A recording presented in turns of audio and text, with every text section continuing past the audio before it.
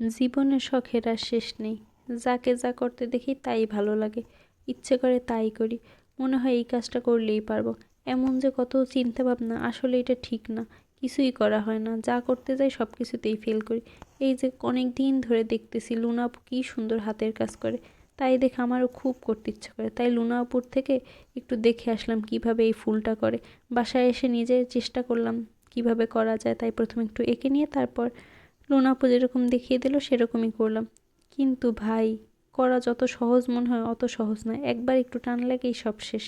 এরপর তো সুই সুতো বুঝে নিত, হাতে কত ব্যথা লাগে।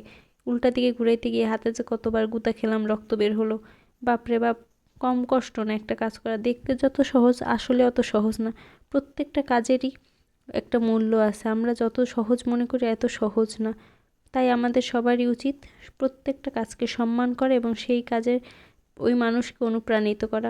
প্রথম চেষ্টায় বেশ ভালোই পেরেছি। যে কোনো কাজে যদি আপনি শ্রম দেন সেই শ্রমের মূল্য আপনি অবশ্যই পাবেন, ইনশাল্লাহ।